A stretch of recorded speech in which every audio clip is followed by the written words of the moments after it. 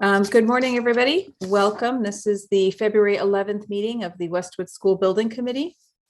I'm going to start with a roll call attendance. Ken Aries. Here. Josh Baumer. Here. Brian Baer. Here. Allison Borchers. Here. Tom Carey. Oh, I see he just joined us. Tom, are you there? All right, well, I see him, so I'm just going to mark him. Chris Coleman. Here. John Cummings. Here. Charlie Donahue. Yes. Pam can't join. Mary Kate Ferreira. Here. Jen Flanders. Here. Abby Hanscom. Here. Lema Jean-Baptiste. Here. Josepha Jowdy. Here. Matt Kuklintz. Here. I don't see Carol, so I'm going to keep going. Michelle Miller. Here. Tony Mullen. Here. Emily Parks. Here. Amanda can't join. Is Mike Walsh on? I don't see him. Okay, Tom, can you give me a here? Here. Thank you. All right. Excuse me, Maya. Yeah. Carol, I'm here. Oh, Carol, great. Thank you. I need to stop, however, because for some reason the live stream isn't working. Oh, You can give me a okay. minute. I will try and figure out what the issue is. Sure. We can talk amongst ourselves.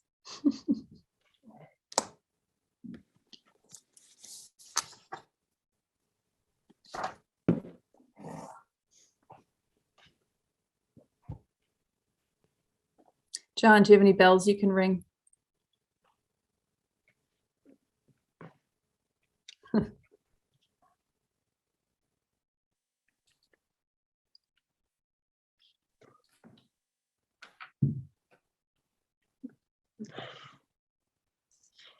You're muted, John.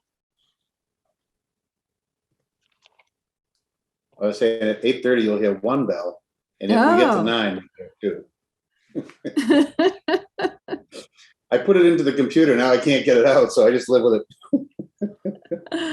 I think that needs to go into the minutes. Mm-mm. It comes in handy though.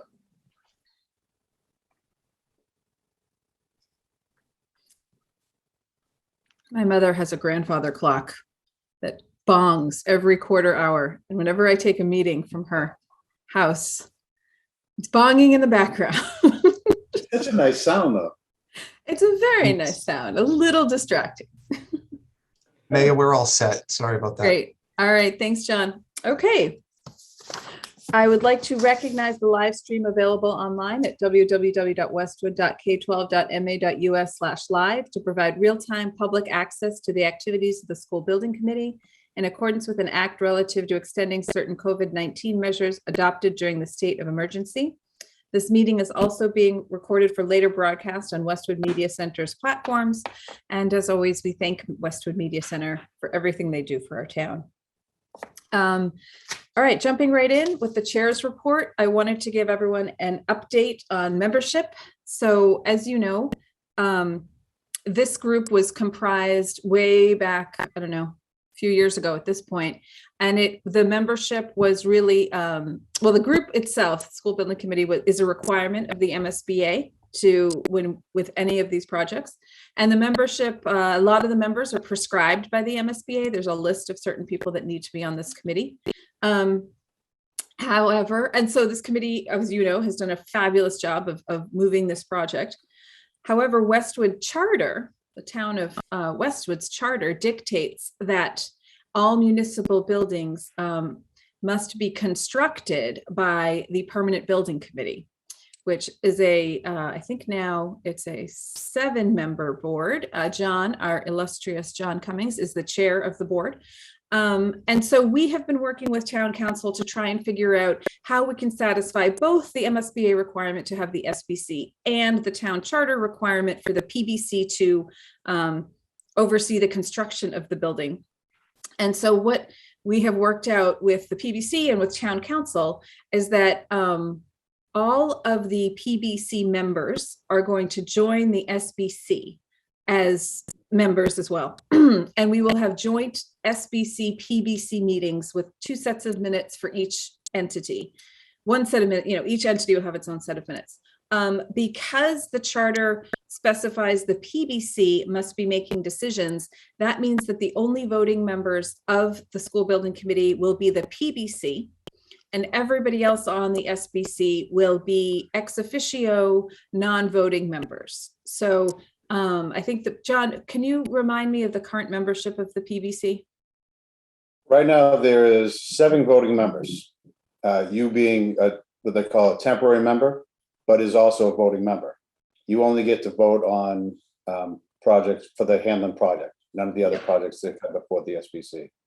Yeah. Emily, Brian, and Mike Powers are ex officio, so they have a voice in all the meetings, but they don't have a vote.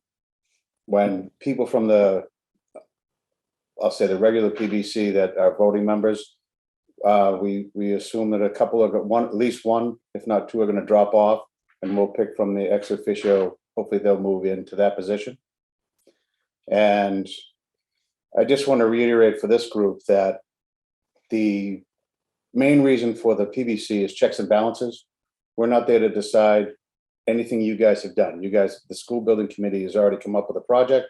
Town has voted on it, voted on the money for it.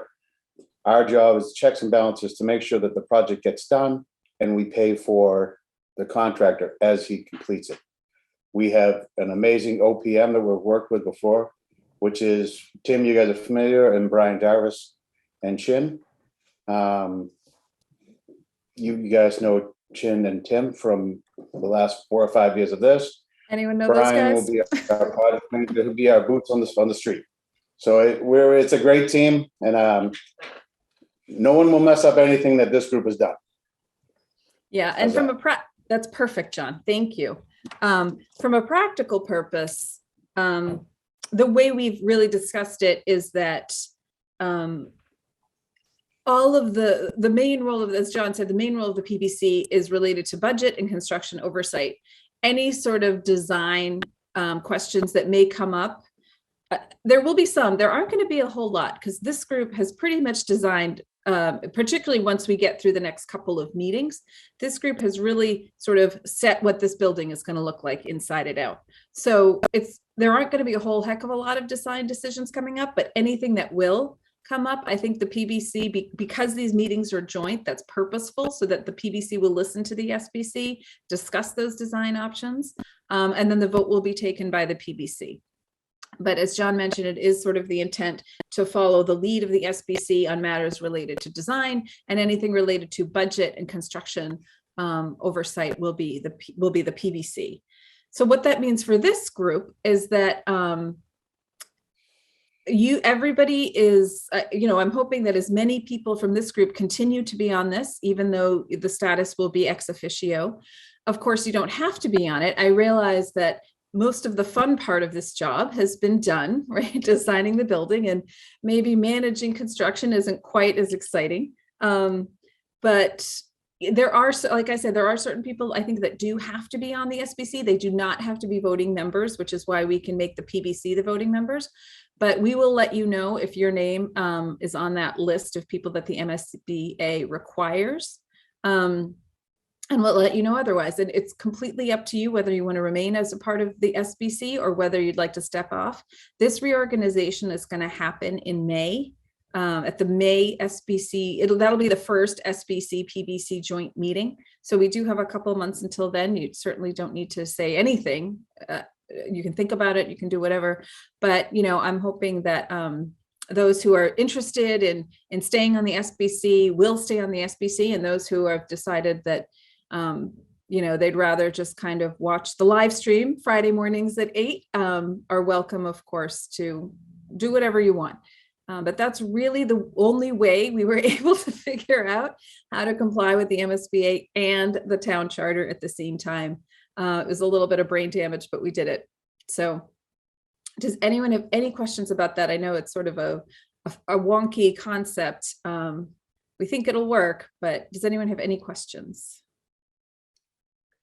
So for now, is that the May 13th at 8 a.m. meeting that will be Yes. the Okay, but we're not sure the permanent time of that meeting. Going forward, we haven't talked to the PBC about Okay. that. We certainly can. We have them all on our calendars as Friday mornings at 8, but I don't think that membership has discussed whether or not it works for them. So we will have more information about the meeting times of the SBC/PBC meetings going forward. But for now, the May 13th, 8 a.m. meeting will be the reorg meeting. Any other questions? Okay, and if any come up, let me know. We will take it from there.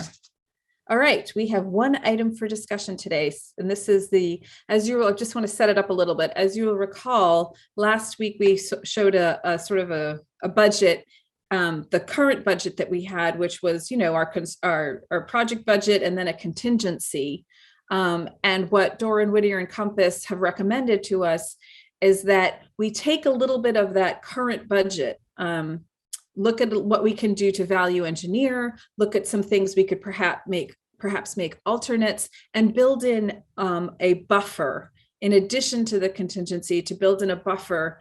So for when we get to bid time, we have some room. If all the bids come in high, we don't have to immediately reinvent the wheel and go into panic mode. We have some room there to let things go, but remain on budget. So with that, I'm going to turn it over to Brian. I think you're giving the presentation. Yeah, I'll start it off, and I think Rob is going to also help with some of the updated design discussions. Perfect. Thank you. And I'll share. Can everyone see that?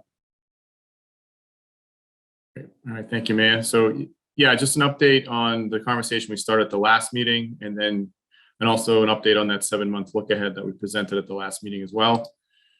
As Maya indicated, the goals for today objectives is to understand and vote to accept any of the value engineering that's being recommended. We came up with a list of what we consider to be easy items, easy to do, don't require any major redesign, and from the end of the day, don't really impact programming or the operations of the new building.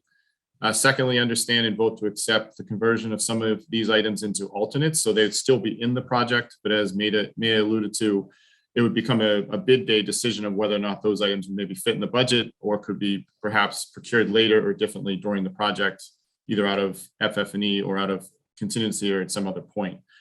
We don't need to, if we agree upon any alternates today, we don't need to prioritize those. We will need to do that at the March meeting because we will need to put those alternates in a priority order for bid day, and then Doran Whittier will need to update the bid documents accordingly. And then on bid day, the district and the town would have to accept those alternates in those orders. So you just can't skip to alternate number 2 or number 3. You'd have to take 1, 2, and 3, again, if it fits into the budget.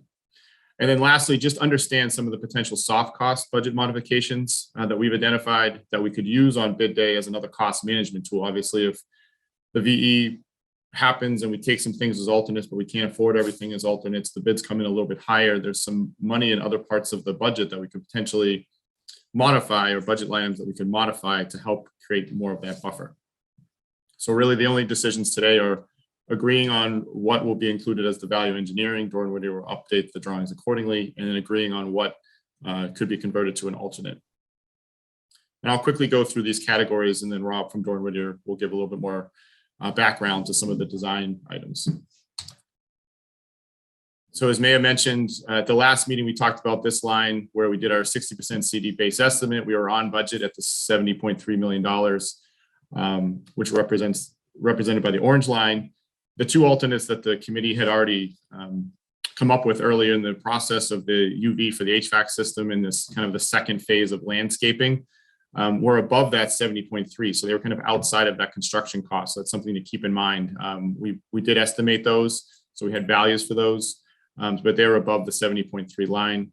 We also were carrying a 5% construction contingency, and we'll get into that in a little bit more detail in a little bit. What we were recommending was creating a buffer so that we were taking some value from that 70.3 base, either VEing some of it out or potentially making it an alternate to give us more wiggle room, so to speak, on bid day, and then deciding whether or not we could also reduce contingency to kind of create this buffer zone of how to manage bids and manage costs when we open when we open the bids. And I will say on bid day, the estimates that we're doing, typically the estimates are done to kind of the middle of the pack, or what we expect the middle of the pack to be for the bidding environment.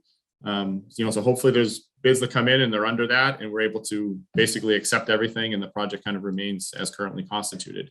But in the case that they do not, we are looking for a buffer that can create some room for the district to make some decisions and keep the project on budget. So the first items are the value engineering of current base scope. So these are things that would either be eliminated or changed to reduce their values that we felt, along with Doran Whittier, were easy to implement. We do need a decision on these today as far as, are we going to accept all of them or some of them? And I'll quickly run through what we're thinking here, and then Rob can provide a little bit more context before we move on to the next category. We went through the estimate with Doran Whittier, went through the drawings. There was some minor design adjustments, things like we had high impact drywall in certain locations, kind of a best practice for maybe a high school, but not necessarily needed in an elementary school. So those are things where, you could reduce that and not pay a premium without really affecting the outcome of the project. So things like that got cleaned up, verifying some quantities that maybe were overestimated, things of that nature. A whole hodgepodge of little things that kind of added up to about $155,000 that we're just going to do. No one will really notice or even have really a major decision point there. There's some excess square footage in the gym, and on the surface that seems a little shocking, like, oh, we're making the gym smaller. But the reality is that at one of the end lines, and Rob will show this, there's actually a pretty good distance between the end line and the outside wall, that you could actually pick up a few feet of space, not really notice that, still have ample circulation and egress and bleachers and everything, and would never know the difference. But that square footage over the width and length of the gym obviously adds up to less materials, things of that nature, and could reduce the cost by about $40,000. There is a skylight currently on the second floor above the neck, which is kind of the constrained hallway leading to the media center. And the thought was, this typically skylights can be maintenance issues. The media center has a lot of glazing in it, and kind of walking towards the media center with both the glazing on the interior side and then the exterior glazing, that creates a huge kind of light effect where it's just very pronounced. So eliminating the skylight really doesn't do much as from taking away from that. I'm actually enhance it. So we thought that was a fairly easy thing to do, both from an initial impact and also from a long-term maintenance perspective. Removing some of the metal panel fins or screens at the two west entrances, and Rob will get into more detail, but basically we have a couple elements that protrude from the building that kind of connect from one side of the building to the other. They serve a little bit of purpose from some shading on some of those exterior windows, as well as a canopy at some of those entrances. The line item here is really reducing that down to just the canopy at the door, and Rob will show you the images of what that means, but it is a substantial savings, at least eliminating these two areas, because there is a structural element to that. There's obviously an exterior envelope and metal panel element to that, that if you eliminate these two locations, it could be almost $130,000. And Doran Whittier also did a great job at looking at the gallery area, some of the finishes and display panels. I think one of the images that we saw at a prior meeting actually had acoustical panels kind of floor to ceiling in the two-story space. They re-looked at the acoustical needs of that space. Panels aren't needed. Acoustical panels aren't necessarily needed floor to ceiling. So I think we could bring that back down to what is needed, still not losing the aesthetic value of the space. You still have the double height, but the upper parts of the wall become paint versus acoustical panel at a much lower price point, and it's about $20,000. And then some simple things, faucets or flush valves going from automatic sensors to manual. This topic is kind of, each district's a little bit different. Some prefer the sensor, some prefer the manual. Typically have less issues with the manual ones, because the sensors, the batteries go on them and they become kind of a maintenance nightmare at times. So that we thought that was an easy one at almost $34,000. And then the big one was really working with the engineers as far as really dialing in the geothermal wells. The initial design of this was kind of okay, this is what we think we're going to need, obviously with contingencies built in as far as numbers of wells. But then we actually start going through the construction documents phase, where we're really working on final design calculations and what do we really need. They're actually reducing those quite a bit. So right now they're saying that we don't need nearly as many wells as we thought. We still have a contingency or an error factor, if one of the wells fails during construction or something of that nature. But that's potentially almost a $500,000 pickup, really at no difference to the end result. We're just kind of fine tuning that, which I think is a good thing. And we've had a couple pre-construction meetings with all of the parties, the consultants, to make sure that we are getting to the final answer that's correct. But I think from a cost savings perspective, this is also a very easy one that doesn't really impact at all the final outcome of the building. So all of those items put together are just under $900,000. So these would be basically VE'd out or reduced in scope, like the geo wells, at really no impact to the building. And these are what we're recommending is kind of easy to do. We did have a much larger list that have a couple other things on there that were not necessarily recommended, or just not recommended at all, because there would be impact to programming, actually be losing, programming or operational aspects of the building. So these were kind of like the easy low-hanging fruit that we thought got to a good number. And with that, I'll let Rob run through maybe the design aspect of those, and we can take some questions before moving on to the next category. Thanks, Brian.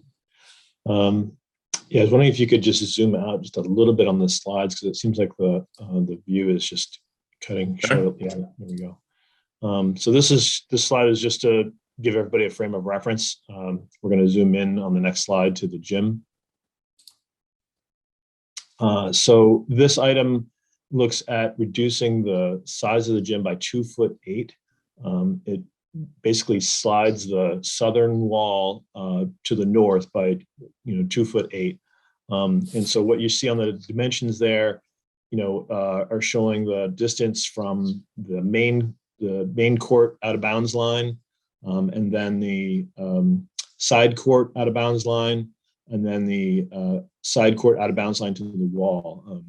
And so you can see that they went from 17 feet to 14 feet, 10'8" to 8 feet, and then from the side court to the wall is 10 feet in the new scenario. So these are still a substantial amount of space, for runoff outside of the court lines, and so we felt comfortable with just tweaking the gym size a little bit by that dimension.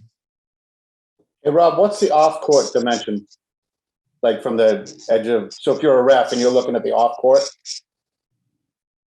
so the non-painted area between the wall and the painted area of the court? Yeah, so there's about a 2-foot spread there between the out of bounds line and then the non-painted area. So those dimensions at the bottom would reduce by 2 feet. So instead of 14.6, or let's say it would actually be instead of 8 feet, for example, it would be 6 feet from the middle dimension, and then the one on the far right would be 8'11". And Robert, 6 feet of outside. are those bleachers along the long wall there? Yes, Just two rows, right. or do those pull out? There's just 2 rows. It just pulls out like 1 row. So if you're in the closed position, it would just fold up to be 1 row up against the wall. You drop down that 1 row and it extends out. Rob, right now that the way the graphic is shown is it's in the out position, right? Correct. And on the opposite side, I don't know if you can, it doesn't look like you can get to it in this photo, but on the opposite side, the court goes in the long direction, right? So on the opposite side, is this the same? Yes, there's abundance of space on that side as well. We talked about potentially reducing on that side, but there's an entrance doors on that side, and so there's a little bit more of a traffic, going to and from the gym storage and to the health office. Wanted to leave a little bit more space for that, so we just didn't feel it appropriate to bring it in on that side. Okay, I see that, which makes sense. But the off court, John was mentioning the off court distances, so they'll be a little bit different on the opposite sides, but that's because there's exit doors and things on the other side. Yeah, there's other spaces that feed off of the gym on that north side. Okay. Are they actually exit, Or I mean, if you go back a little bit, Brian? Are they actually exit or is that storage for chairs and storage for something else? The rooms on the north are, there's a gym storage, there's a health office. The exit is actually on the east side of the gym. Yeah, over there to the right. Well, the general public wouldn't be coming through that side, right? No, On the north, where the little bleachers are. That double door. well, that's sort of- some people may be coming in, going potentially out of that door. It's just another entrance coming to the building. John, if you have two courts going simultaneously and the curtain is down, you will have more people using the most northern double door in that case. A double door, so if we're saying north is 12 o'clock, the only doors at 12 o'clock at the north side of this, where the little two bench bleacher is going to the maintenance or storage for the gym, right? It won't be the public coming in and out of that gym. Right. Brian, can you go to the The only door way to people are the gonna left? access the gym is from the hallway, which is on the west side. There's a double door in the middle, there's a double door in the north court, and a double door, or is it a double door in the south court in the corner there? There's no double door from the corridor to the southern core. The double door for the southern core, there's only the main door in the middle. Okay, so you want to keep that in the center court. I got you. Okay.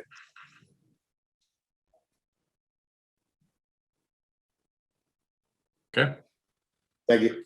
Can someone remind me, these two courts are middle school size basketball courts, right? Correct. And there's there would never be a high school game going on at this location, right? Well, the main court is a high school size court. So Okay. you could have a high school size court and take over the entire gym, or you could have Right. two middle school size games going on. Okay, that's what I thought. So I'm just wondering, have we, is the seating enough to accommodate one of the high school games?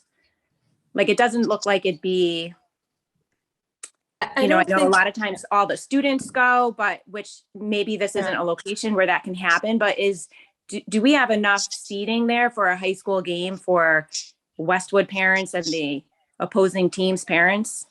Yeah, I don't think so. I mean, where we get big crowds are at varsity games. and Okay. Those I presume would be played in the high school gym. I think what might get played here is sub-varsity. So, sometimes you have a freshman game, for example. We don't tend to get huge crowds Okay, for those games. okay, that makes sense. Right. So that's the gym. So the next item is what we're calling in the neck area, which is the area basically between the southern wing, academic wing, and the K1 wing. And so if you look over to the right, there's a neck, which is in the current plan. We've been including this open to below space, almost like a little bridge, if you will, that had guardrails on it. And you can see down, to the space below. There's a skylight up above it, letting some natural light into this sort of central area as kids are flowing through it. But we kind of looked at that and said, this is something that isn't absolutely necessary, and also is at a juncture where, maybe it's desired to have a little bit more space. There is more space on the bottom level, obviously, because there's no open to below down there. And so it's really replicating what's happening on the lower level with the second floor level. So this is eliminating the open to below aspect, which actually is one of those items that Brian mentioned made up some of these other kind of design decisions that in the first line item. So that the cost savings associated with removing those open to below items are carried in that first line item. And then this item is really looking at, well, if we're eliminating those open to below elements, does it make sense to just take out the skylight as well? And we're kind of on the fence about this. We felt like it wasn't an absolute need, because just north of that on that corridor, just opposite from the elevator. It's basically all glass. There's a curtain wall. Yeah, right there, exactly.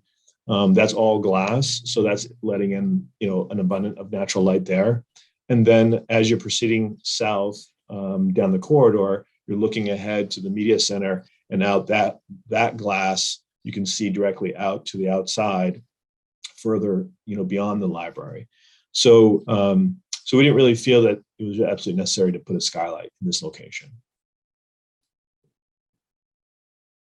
I just had a question. I know we had some debate about the open to below space. Had the educational planning group in the district decided that we did not want that? The open to below spaces, we have 3 of them in the center of each of the academic wings, but they all have glass that go floor to ceiling. Okay. So those stay. This is a different one. This is a different one that just had guardrails that would be similar to, like the stair. Yep. And so this is a different situation. All right, next one. And then this item looks at these, we're calling MCM is a type of panel, but there are these extensions on the east and west ends of the academic wings. And if many of you might remember, especially on the aesthetics and design committee about a year ago, we looked at these, and they were much bigger, taller, and as a value engineering item, we made them a little bit thinner. So at this point, they're really not doing much in terms of solar control. They're mostly as an element to as a horizontal element that we felt might help to connect the two kind of masses on each side. But in terms of functionality, they're not really doing very much for that, for the solar control in this situation. So this option looks at really on the top row that there, it's eliminating the 2 on the the 2 on the west ends of the classroom wing, on the classroom wings, and keeps it on the east end, which is facing the parking lot area. So that's about $130,000 savings by eliminating the ones on the west end. And then in the images below that, it's eliminating the west end and the one on the east end. And the thought there is, there's 2 different thoughts.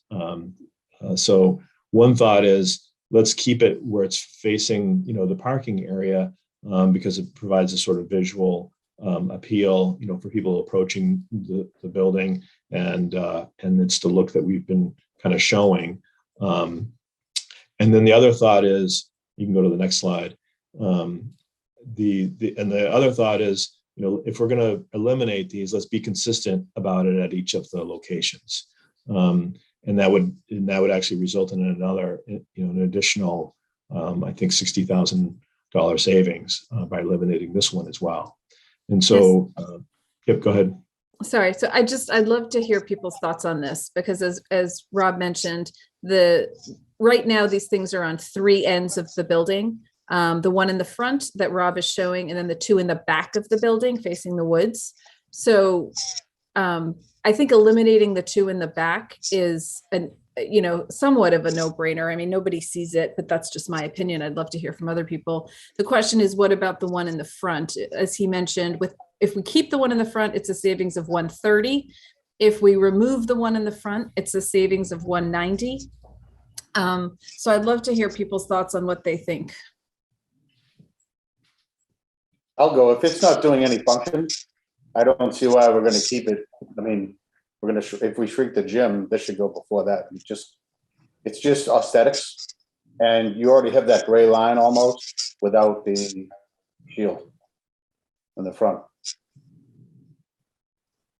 I'm going to second that. I would agree too. Yeah, I agree. It's a nice clean look too. Rob, this is Josh. I have a quick question. no, if I'm looking at it correctly, it looks like this would be the wall where the screen and projector would be in the extended learning area. Removing these, fins and screens, would that impact the sort of visibility or usability of the projectors and screens at certain parts of the day because of the solar glare?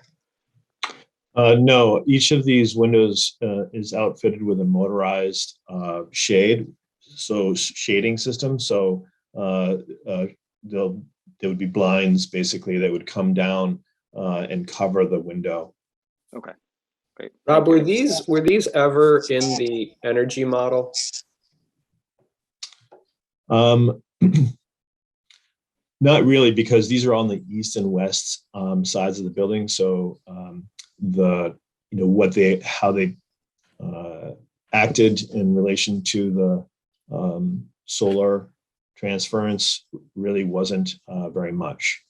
So they really didn't get plugged into the energy model. Okay, yeah, and you answered the question saying that they didn't provide much solar gain, and I tend to probably agree with that, but I just wanted to ask if that was ever in the model. Mm-hmm. I just want to throw out the idea there that, they were originally designed, as Rob said, to connect the two buildings and to mirror the one below it. I think it does look nice to that, we have those two in the front connecting it. I agree that, the fact that it serves no function sort of says, okay, well, let's get rid of it. But I think that from a design perspective, I do think it looks a little bit better to have them than not, but I'd welcome thoughts on that as well. It sounds like a lot of people are saying it looks just fine without them. Rob, is it possible for us to see a view of the front that's pulled back a little bit? I mean, I will say that when we discussed this, I really did have a reaction that I liked it considerably better with the with that element in. And what it was about for me was kind of breaking up what felt like a big, formidable piece of the building and creating that sense of, the horizontal and kind of connecting it to the other part of the building that we can't see right now. Mm-hmm. Yeah, I'm going to weigh in and agree with that. I was holding off, but I think it does look better. It does help break the mass, as Emily was saying. And I'd also say, although it's nice to save money on things, I agree with eliminating the ones in the back, but if we look at the design as a whole, you don't want to piecemeal remove things that we think are important. So I was also going to hold off like Brian, because I do just think it makes such a big difference in the look of the building. And we do know that a lot of people in the area were concerned about what this building was going to look like in such a residential area. So I do think we need to really take into consideration what the outside of the building is going to look like. I think also that when you remove that horizontal element, the scale of the building seems sort of large and looming in a way that just feels a little off for elementary. So if there's a way to afford to keep it on the front, I would echo Brian. So right now we in that list that we went through as far as the cost savings, that list included keeping it on the front. Right. The number shown for the cost savings did have this as is without removing it from the front. Correct. I mean, the other thing we could do is maybe make the removal of that. Can we do that as an alternate? We'd kind of rather not, because we'd rather have a decision one way or another, because it involves a significant amount of detailing, and there's a big difference between the condition without it versus the condition with it. So it's not an easy thing to do. So okay. Good. What are some other thoughts? Do we want to take a vote on this? Rob, can you talk about washing the windows from the outside? Is this going to be an obstruction to get at those windows? No, I don't think so. I mean, yeah, I don't think getting to the windows,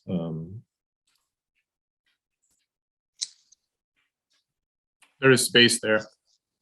Can I ask, were you still talking about the maintenance issue? No, no, I don't as think long so. as you can get at them. I was just going to ask if, Rob, if the design team had a strong opinion on this. That's fair They to ask. do, Brian, they do. You asked the right person. I think it's important for us to know, you know, They have an Lauren Whittier opinion. designed the building, so. Well, to be honest, there's actually mixed views within our office as well.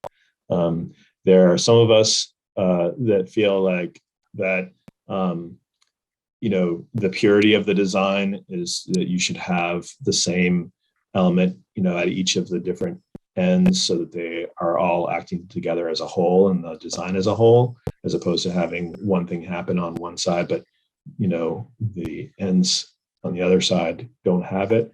But on the flip side, there are others in our office that kind of in agreement with some of you guys that, you know, it's nice to have that element on the forward facing side. So it's a split.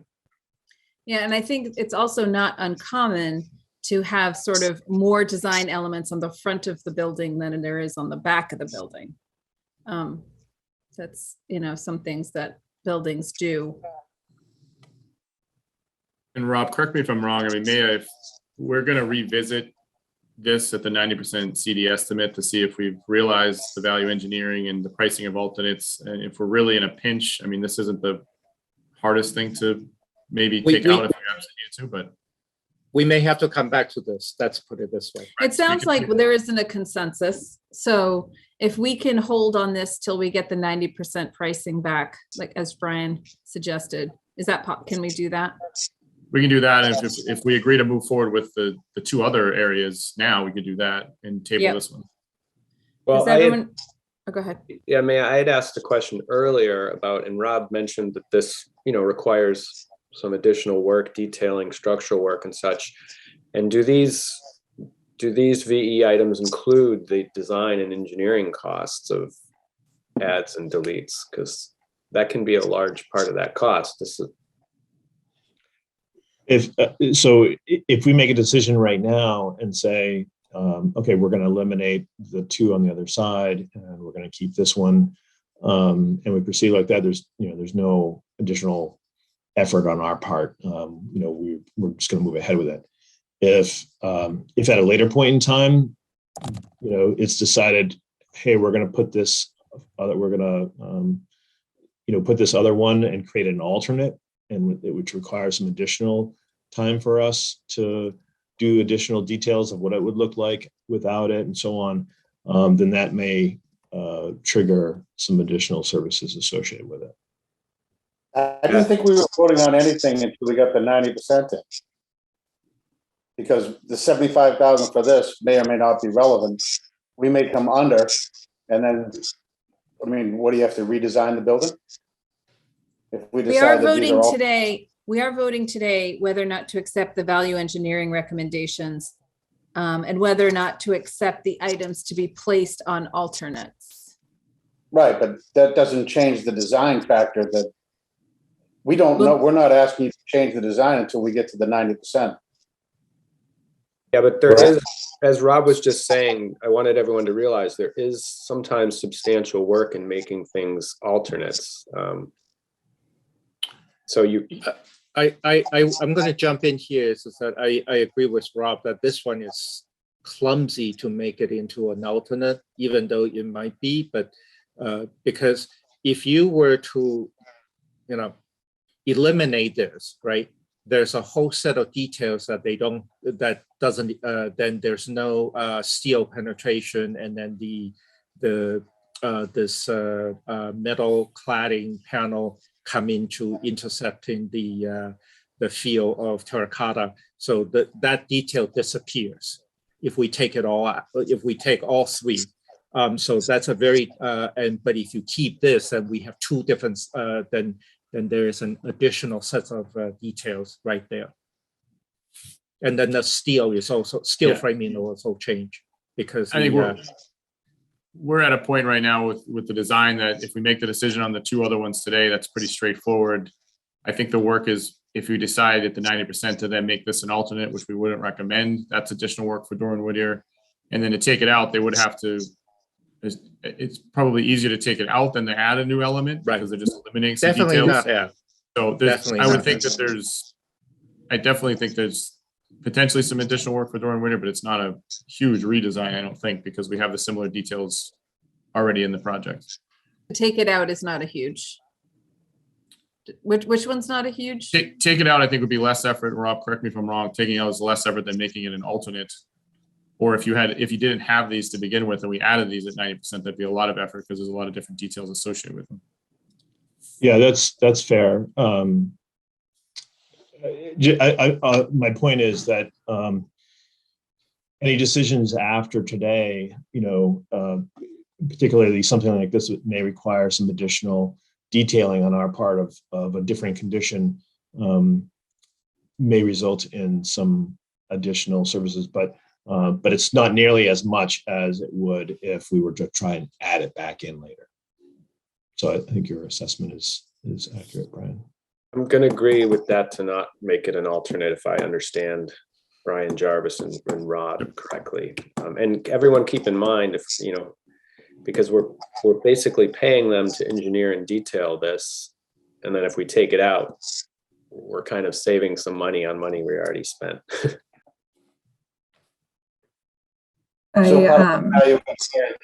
sorry, but I was going to say, as someone who's had to design a bunch of these, it's like all of this will be done by the 90% set. So like Chin and Brian said, you're just going to have to get rid of work that's really already been done. So I guess I've lost the thread here. So what are our options? If we don't want, is it possible not to make a decision on this today, or do we have to make a decision on this today?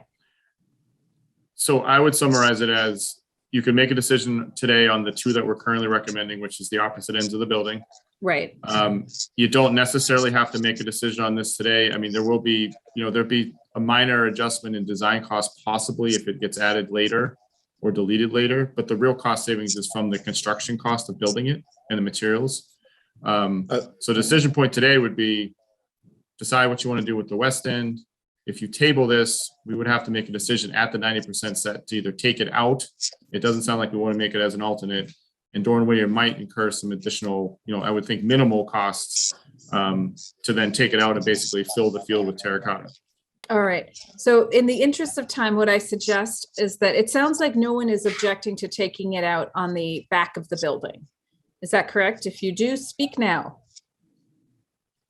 No. Okay. So what I would suggest is we agree when we make this value engineering recommendation, and that will be part of the value engineering recommendation vote that we take later on. And this particular decision about the front of the building, we don't include that in, that we leave it as is with the fin there, and like it is in the prior, like that, which is currently in the design, currently in the project. And we can, at the 90% design, we can look at it, see how the 90% came in. People in the meantime can think about this. And then if necessary, we can sort of take a vote on whether to keep this in or remove it. Does that work for everyone? Okay.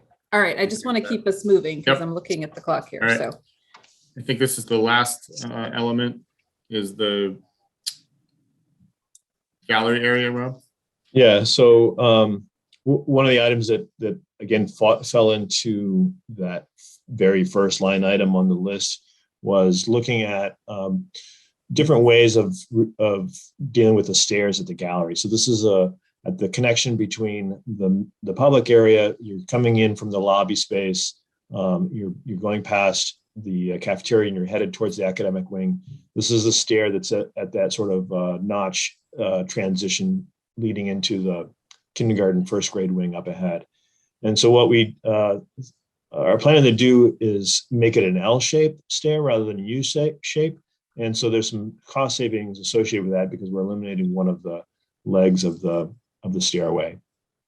So we thought this was a much cleaner approach. It functions better, and it opens up the space a bit more. So I thought that was an easy fix. And then also looking at the gallery, this item looks at reducing the acoustical panels, as Brian had mentioned, in that gallery space, so that we've got some tackboard space down below, and then more of a abstract sort of element up above with some acoustical panels that might represent some sky and tree and so forth.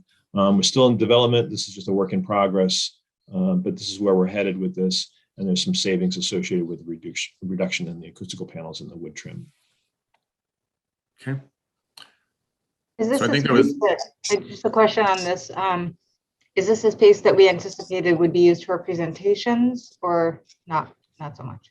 We discussed the idea of potentially having a ceiling mounted projector shedding onto this wall with the Steve Willett and the others in the school district's tech group, and the takeaway was that those are typically difficult to manage on a regular basis. Who's responsible for creating content, and then you have the bulb that is on all the time, that burning through. And so we felt with the number of other areas in the building that have large presentation space, that this is not an ideal location for that. Hey, Rob, question for you. When this was designed initially, what was the thinking in terms of the number of the panels? And my question is, what was that thinking versus what we're going to do now? What do we lose? Originally we were thinking, hey, this is a big space. We want to kind of bring the scale down a little bit. And so just initial thoughts were, let's put some acoustical panels in here and create, this sort of abstract design that to kind of break down the size of the space a little bit. Maybe, some sculpture or something like that, that from a local artist could hang or, be up high in this space. We are limited by the amount of tackable surface that can happen, especially in this egress area. So, there are limitations to that. Just the design evolved to reducing a lot of that. How does it affect the sound acoustics in that large space? Do we need is there other acoustical control? So we do have acoustical ceiling panels, which is doing really the bulk of that. This is a transitionary space, so just like the rest of the corridors. So, it's not a high priority in terms of acoustics as opposed to like a classroom space or instructional space. But with these, by holding on to some of these acoustical panels on the walls, combined with the acoustical ceiling panels, we feel that there's a sufficient amount of acoustic control in this space, being a circulation space. So I'd like to, excuse me. I just would like to see if we could talk about this later. I don't think it's crucial now, but for such a huge space in an educational building, I think we can get more creative about doing something with this. And my suggestions are something that's educational, a map of the world, a map of the United States, or some kind of a mural that would have value to the kids. I think there's some opportunities here that we could talk about later, but I'd like to think of something along those lines that could be of educational. And I think a great map of the world, naming all the different countries or the states of the United States, it could be a great use of a space like that, or just a great mural. So the decision here is really to reduce the acoustical panels in some form. Is that correct? Right. Correct. Yep. Okay. So is everyone on board with at least reducing the acoustical panels? And we can talk design later because. Okay. Yeah, sure. All right. Yep. So that wraps up the VE, and we can kind of cycle back on that at the end for a vote. The next item, and I'll zoom out a little bit. Next item was really talking about items that get converted into possibly getting converted. We didn't talk about, it was a small savings. We didn't talk about the change in the flushing. I'd be interested in the maintenance department's view on that. Sure. It's only 30, what would we prefer, I guess? It's short money, so I don't know if there's a preference. I can speak to it, or Ken or Tom. Yeah, I guess Tom, yes. It would be manual. You want manual? Yes. Okay, fine. I mean, there might be some areas in the teachers area, the principals, you might want to do automatic, but I think the preference would be manual. Okay, that's what you want. Great. I agree with you, Tom. Is this toilets and sinks we're talking about? Yes. Yep. And the sinks would be, still be a metered type. So, you would push a lever and it would, be on for, let's say, 10 seconds. You can adjust the setting there. Did we, I mean, I get the manual toilet flush because the sensor ones drive me nuts, but the automatic sinks, do we want to think about maybe bifurcating that? Is it like literally 15,000 and 15,000? Is it too complicated to bifurcate that? It's not too complicated to bifurcate it. I don't know if it's a direct 50-50. I have to look into that. What do people think? I don't know. I kind of like the automatic hand things. I thought I heard the preference for maintenance was to even, I got the toilets, but also sinks to have manual. Did I hear that right? Yes. Okay. So it's manual for both, Tom? Yes. We don't manual. Yeah, Okay, Rob, then that- as Rob I said, think- you push it and it stays on for, 10, Yeah. 20 seconds. So All right. that would And then be the that's preference. okay.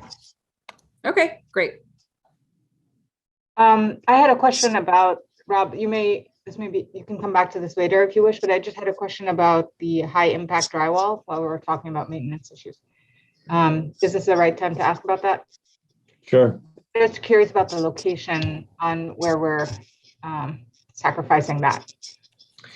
Yeah. So, in our specifications, we had it documented as being just about everywhere. And so what this effort is being a little bit more fine tuning to, provide the high impact in the high circulation areas and leaving it out of, the classrooms and other, low abuse areas.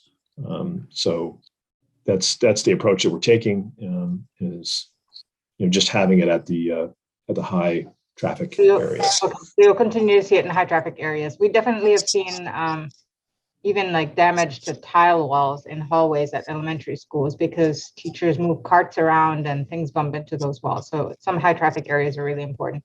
I would love to maybe we should circle back when we get into the detail on that later, another time.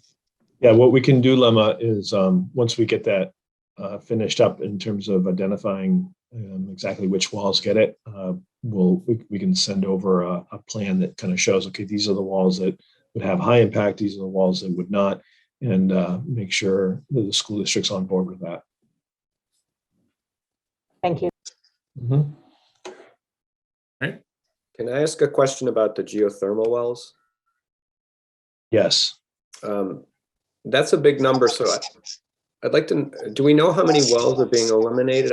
And I want to make assurance that there's a high level of confidence in this. I'm a little surprised that this comes this seems a little late for that. Yeah, no, it's a good question, Brian. So early on during the schematic design, our geothermal consultant plugged in a number, and then I think it was like 70 wells, just as a placeholder. And then, we added more air conditioning to other parts of the building. Out of a effort of precaution, they bumped it up to 80. And then, but now that we're finalizing the design, we've got much more detailed load calculations for the heating and the cooling seasons. And we're really, all of the HVAC equipment has been selected, all of the load calculations on the electrical usage and everything has been calculated. And so with those final load calculations for the different seasons, and they go day to day, they calculate out every single day through the year based on the occupancy schedule. they found that they were able to reduce from 80 wells down to 60 wells. And my first question was the same as yours, which is, okay, this is good. We want to make sure we're not over designing the system, but we also want to make sure we're not under designing. And so I went back and asked both our geothermal engineer and our HVAC and electrical system engineers to take another look at it and said, run the calcs again. I want all our engineers to be on the same page and just confirm this is correct. And everyone said, yep, all the numbers add up. And our geothermal consultant said, Rob, I'm not running just one model here. I'm looking at this from like 3 different models approaching this, and said, we actually could get away with 50 wells, but we're going in with 60. And so they've built in an extra kind of padding in there in terms of the number of wells to compensate for, maybe one year it gets colder, or over time the wells become less efficient with the ground heating up.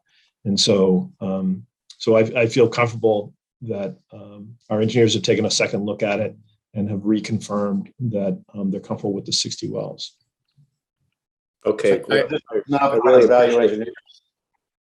Yep, I'm with you, Brian. I'm on this. I was going to ask as well. So this is I'm not gonna- part of the value engineering. This is part of them design, and what they came up was lower than what they originally had estimated. John and Brian, I like to sort of put it slightly differently. Is that this is a result of all the little things that Doran and Whittier did right in terms of the building orientation, limiting the window, making the wall and the roof extra with extra insulation, and all those details.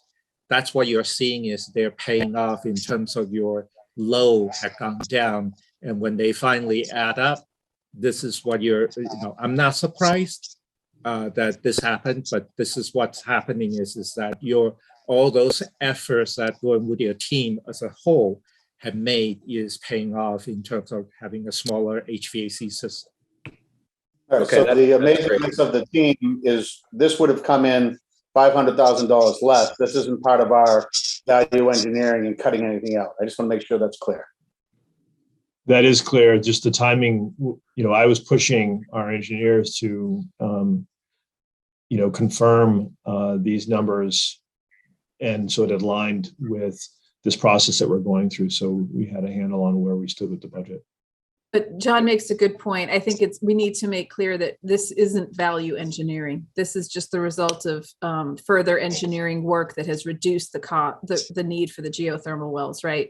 This is not us saying, we don't need them. But it's nice to have, it's actually kind of a different category.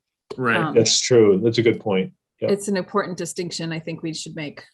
Right. And it's not asking the design team to redesign anything. They've been kind of fine tuning their design all the way through.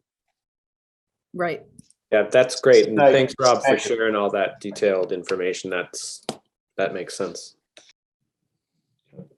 Okay. So All we'll right. try to move through the next section. Yep. So the next batch of items are base bid items. So things that are currently in the design that could possibly convert it to an alternate. And what we would intend to do is that all of these would become add alternates. So on bid day, we would receive a kind of a base bid price, and then we'd have a list of alternates that would then be, okay, if you accept this, it's an additional 100,000 or additional 65,000. You have to take them in order. We don't need the order today. We're just looking with an agreement of, are these items that could become, that you'd be willing to make alternates. And the reason these got picked is that these scopes of work are nice, neat packages. They don't have a lot of subs associated with them or different contractors. There's things that can be easily identifiable on the plans that can kind of be called together and put a value on versus having a lot of moving parts of how to come up with the pricing.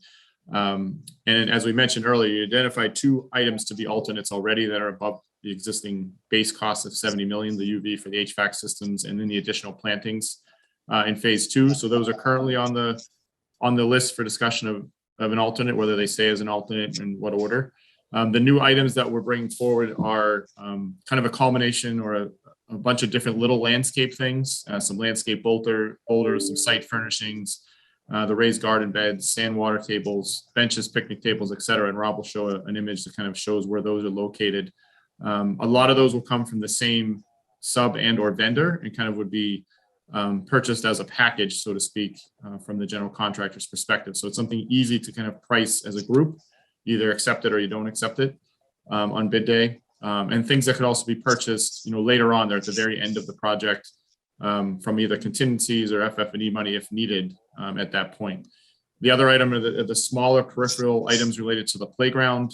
Dorn Whittier and their consultant are still fine tuning the exact items on the playground, but the goal would be have the 2 large structures, the anchors of both the playgrounds in the base bid so that those are installed along with the playground surfacing and all the other kind of site development structures and surfacing and things that are in the playground areas, but then have all the smaller pieces of equipment as a package. You kind of take them all as a package at bid day. Or again, maybe there's other ways to procure that throughout the project. Again, things that come in at the very end. And the final one is the chain link fence around the field. Quite a few linear feet of chain link fence around the soccer field. That again, probably one of the last things done on the project. If the numbers come in great on bid day, we take it. If not, we do that towards the end of the project, either through a change order or some other means if we absolutely had to. So those 3, in addition to the 2 that were already identified, would be kind of the 5 bid alternates, if you agree with that list, and then we can prioritize those of what's highest priority at the next meeting. But these are the potential values of those alternates, so that kind of creates that buffer of about $600,000 when you add it all together of what you accept or don't accept on bid day. Hey, Brian, just to clarify, the smaller playground equipment, I think I heard this, that we'd actually have basic playground equipment out there, so it's not like we would have anything there. This would just be additional, smaller equipment. I mean, so we're not going to open a school without playground equipment. So Rob, you want to talk through that? Right? So the playgrounds would be built, yes, and you'd have the 2 main pieces. But Rob, you want to talk through the others? Yeah, so this is something that has been kind of like a little bit of a moving target. The general concept is there. The actual value is in flux right now because we are in the midst of having a playground review meeting actually coming up next week. And so what actually stays in the base bid versus what potentially would go into an alternate will be discussed at that meeting as well and recommended to the working group. So I think right now it's just this idea. I think that's what we'd like to present is that that there would be a number of elements of the playground equipment that would be considered in the base bid, and that what those elements exactly are is yet to be determined, and that there would be a number of other pieces that would fall into an alternate category. Okay, great. Thank you. Hey, this is Ken. Just a little comment on the playground equipment. From what I've seen over my years here, the playground equipment during recess and lunch and stuff is one of the most used pieces of equipment. So I'd be careful on cutting back on them. I was going to jump in and say the same thing. I'm hearing like 2 main pieces of playground equipment, and that really concerns me. There's going to be a lot more kids at this school than there are at any of the other schools. And I think the playgrounds are already lacking. So if we were to build a new school and have pieces of the playground as alternates that don't end up being there when the school is opened, I think that would be very disheartening. Yeah, I mean, Brian, correct me if I'm wrong, but I mean, the intent here is really just to provide a buffer on bid day. The intent is not that, these items would not get added to the project. It's simply recognizing that on bid day, if, numbers are high, it provides a little extra buffer so that once we get out of the ground and, we start building the building, the other contingency money that we have, and there's a good chunk of it, a portion of that would go to pay for these alternate stuff later on. Rob, on the two base ones that what we're actually providing for this particular project is that there are actually two playgrounds compared to each one of them in many schools would be considered as one playground. And so this is already a double playground with two pieces. So I just don't want people to think that the base bid is going to be rather small, because you still have a group of play structure on the larger one, and then the rock, is that a netting element on the second one, the one to the south? Like I said, I don't think we need to get into the details right now. I think it's but there's two.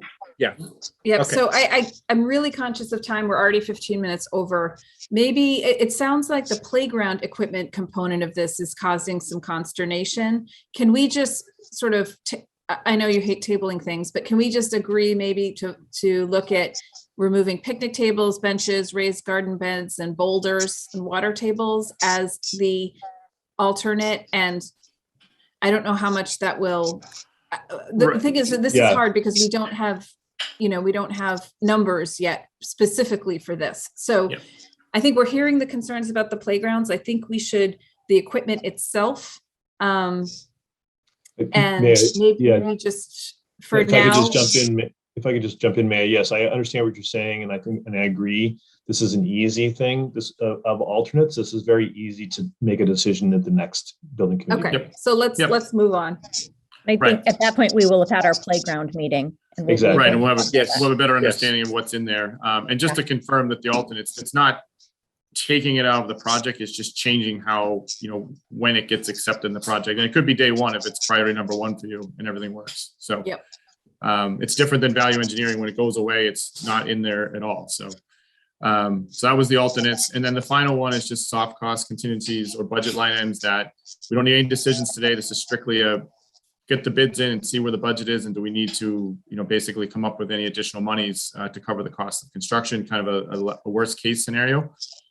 There are some line items in the budget, throughout the budget, both OPM, design, administration, that we're pretty much past that scope of work on the job, and there's balances, so to speak, so we could reshuffle those and recategorize some of those monies if needed to put them towards construction.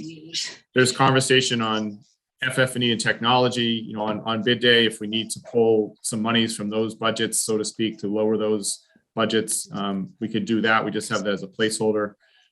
Construction contingency is also another common place to do this, where we have 5% of construction costs. We changed that to 4%. In this scenario, you'd still be left with almost $3 million in construction contingency. So you could pick up almost $700,000 there. Same thing with owner's contingency. You currently have 1% of construction cost. You can take that down to 0.75%, leave yourself with over $500,000 in owner's contingency for soft cost type things. So there's about $1 million, $1.2 million of budget adjustments that you can make on bid day, but that would be kind of the last decision to manage the overall budget if the construction numbers come in high. And obviously we've already gone through value engineering. We're not at that point. You're probably maybe trying to accept all the alternates, or you're not able to accept them all. And this would kind of be some last minute decisions on total budget management. Hey, Brian, can you get the difference between the owners and the construction contingency, just to clarify? Yeah, so construction contingency, the 5% is dedicated to change orders that come up throughout the course of construction. So these are change orders that would go to the contracting team, contractor, or the subcontractors to pay for anything construction related. The owner's contingency or soft costs would be for anything that's not related to the contractor. So amendments to either us or Doran Whittier for additional furniture, for administrative things that come up, little odds and ends that perhaps go over a budget or we didn't have a budget for. So those are the things that would come out of owner's contingency. But typically the two biggest things that come out of there, or three biggest, would be anything related to either Compass or Doran Whittier or FF&E technology. Does the MSBA have to approve soft cost moves? So the MSBA reviews. So yes, so if we do a soft cost from budget to budget, we would do a budget revision request. So basically saying we're asking to remove or move this amount of money from this line item to this other line item. That'd be a budget revision request that goes through the whole paperwork process. Usually they don't push back on that. Then they would audit everything at the end of the day based on, are you now over a particular cap for some reason? Any contingency use gets reviewed by the MSBA, and they review all of those based on their requirements for if any of that use of contingency is eligible. And in your agreement, you can get up to an additional 1% reimbursement for anything that's deemed eligible, but that's an ongoing thing throughout the project.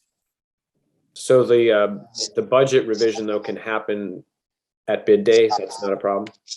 Yeah, and there will actually be an update to the budget after we get bids in. We actually update the PFA with the bid results. It's the bid amendment to the PFA. So there's one more kind of formal budget step with the MSBA, and that'll be after bid day. We already have, I think, 3 budget revision requests up to this point, and they were just minor, so that already happened. Yep. That it's not a big deal from Not our uncommon. Brian, who's covering all the permits? The contractor? The cost of the permits? Yes. Building permit is assumed to be waived, and then but all the subcontractors, trade subcontractors permit fee are in their general bid. So in the $70.3 million in there. Okay. Yeah, and this permit item relates more to the permitting process. We had some monies in both the OPM and architect that were under budget. So it's just, there's some money there that we could use. Thanks. So adding all those categories that we reviewed together, the kind of those minor design adjustments, the value engineering, which does include the geothermal, moving some new items to become an alternate, including the playground and the potential soft costs, comes up with almost $2.5 million of a potential buffer if all those items were to be used.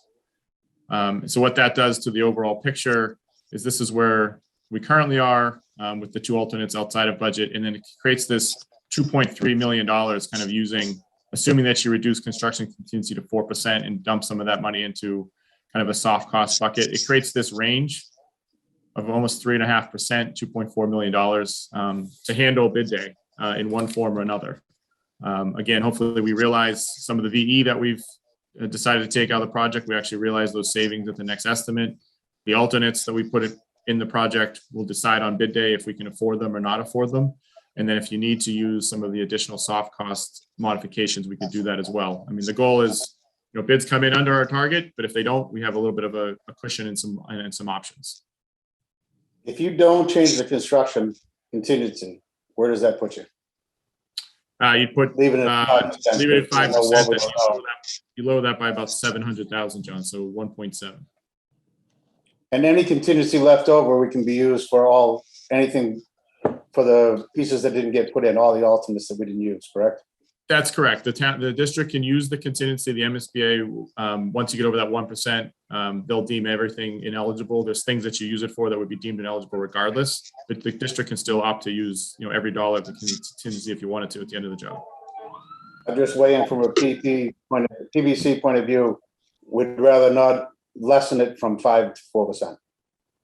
We know that at the end, we can put in the FF&E, we can put in more gym equipment, we can add in chain link fence if we need to at the end, but we need to make sure that we have that covered for anything. We know that there's going to be asbestos, or some of the other projects we've had in town have had an asbestos skirt 3 feet under the ground around the building. This building was built at the same time. So we know that there's going to be cost right off the top.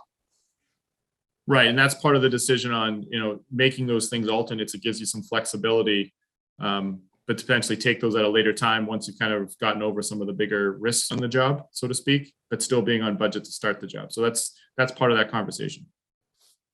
So, John, are you concur with the 5%? Just the construction projects these days, the supply chains are insane. I mean, I know that, Brian, you guys have been looking at that so closely, and I know you're well aware of it, but you also know that there's some piece of this that is going to be it's just a wild card until we see the numbers, and then kind of get into it and start working with it. So COVID has not helped one bit, and I think we still have a higher bit of risk because of that. So contingency be that one place that I don't think we can afford to buy some wiggle room. Yep, and I'll just repeat, so we're not making a decision on any of these today. This is just a menu of potential options if and when we got there, kind of as like. Well, hang on. We are voting, right? We're asking for the VE and the alternates. Yes. Yeah, not the soft cost. Not the soft cost. All right. All right, so we're not voting on the soft cost or the No contingency. soft costs. No, Yeah, Okay. soft cost was just this is an idea of things that we can use That's to kind of it. show you the full buffer. Okay, but I am hearing that it looks like we want to remain at a 5% construction contingency. So if we can use that moving forward. Okay. Great. But we are asking for the VE vote and the Yeah. the alternates.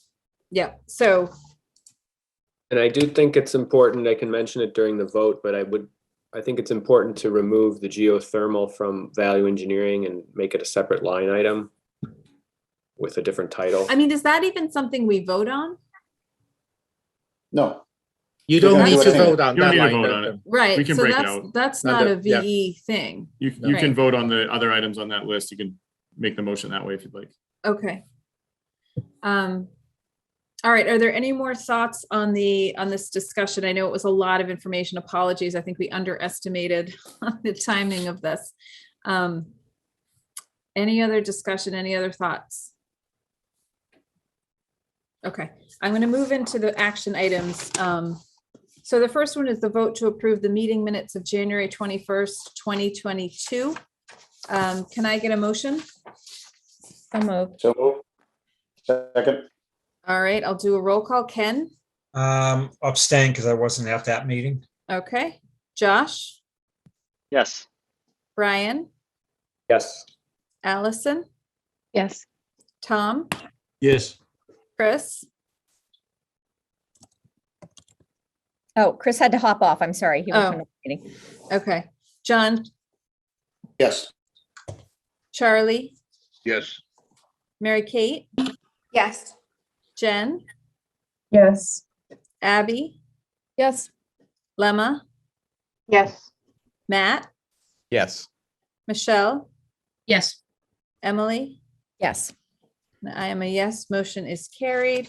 Okay, now we need to vote to approve the Aesthetics and Design Subcommittee meeting minutes of January 19th, 2022. This is only by the members of the Aesthetic and Design Subcommittee. This is them approving their own minutes. And those members are, hopefully I have it here. I do, because John Hey, is would you so like me good. to do roll call for that? Since I have it in Sure. front of me? Yeah, that would be great. Ken?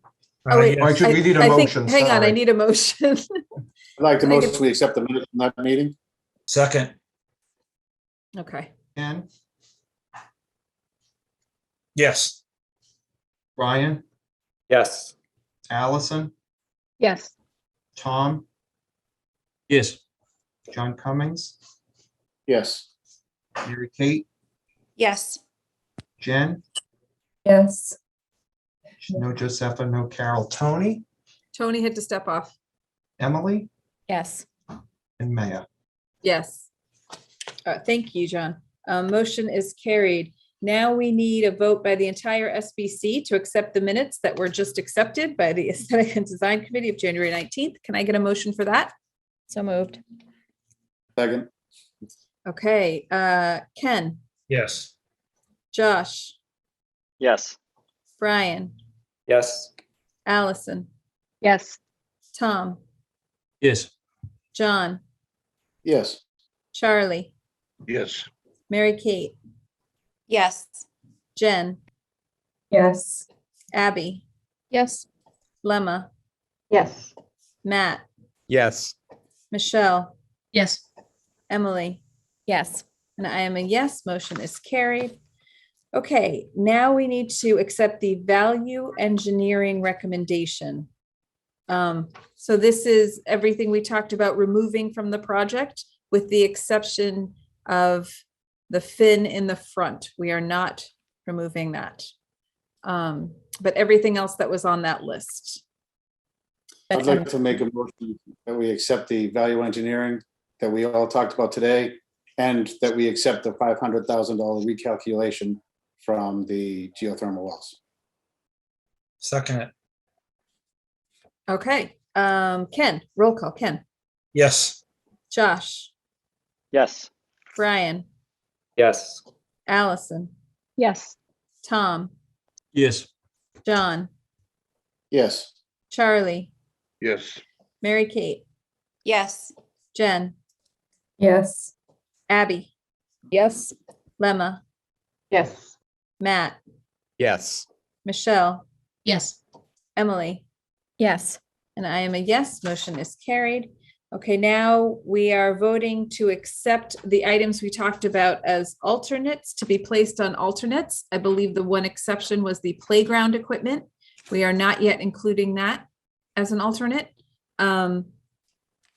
Can I get a motion for all those other items that we talked about? So moved. Second. Okay, Ken, Yes. Josh, Yes. Brian, Yes. Allison, Yes.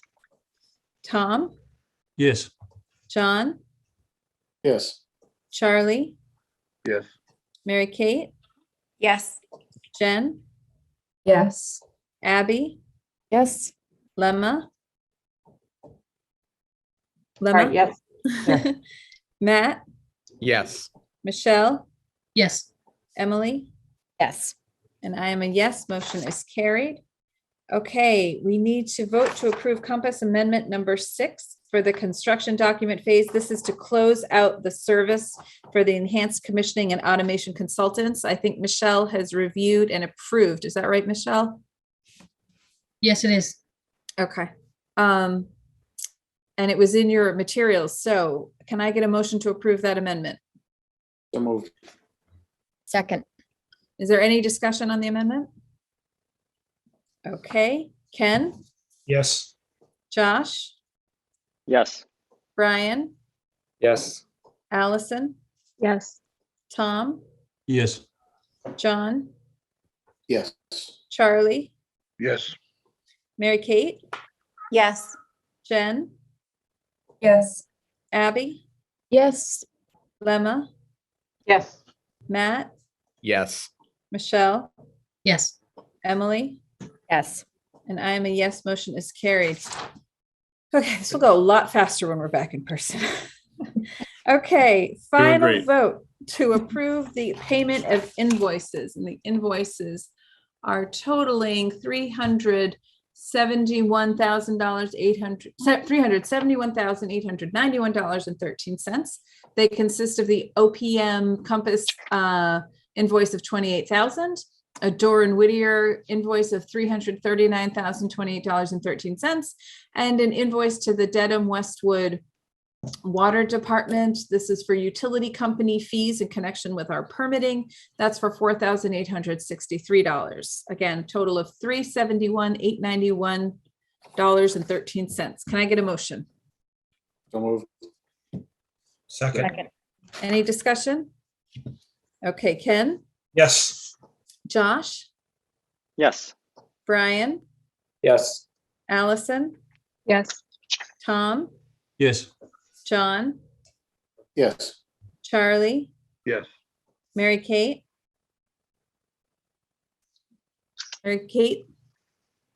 Yes. thank you. Jen, Yes. Abby, Yes. Lemma, Here, yes. Matt, Yes. Michelle, Yes. Emily, Yes. and I am a yes. Motion is carried. Okay, new business. I just wanted to mention one thing. Some of the members of this group may have gotten an email regarding some materials that Doran Whittier has requested to be proprietary for this project. I just wanted to let you know, I think everybody received the email about these materials. We are looking into it. We will provide an update maybe at the next meeting, but we're just doing a little research into the background behind that email. So more to come on that. Hey, Maya. Yeah. I don't believe I've received that email. If somebody could forward that to me. Sure. Yeah, I'll It need was to an review email that. from an outside person. Yeah, that's I my will, Michelle. Thank you. Yep. I'll send it to you now. Yep, John will send it to you. Thanks, John. Okay, is there any other new business? Nope. All right. I think I just need a motion to adjourn. So moved. Second. All right. No discussion. So we're going into the roll call. Ken, Yes. Josh, Yes. Brian, Yes. Allison, Yes. Tom, Yes. John, Okay. Charlie, Yes. Mary Kate, Yes. Jen, Yes. Abby, Yes. Lemma, Yes. Matt, Yes. Michelle, Yes. Emily, Yes. and I am a yes. We are adjourned.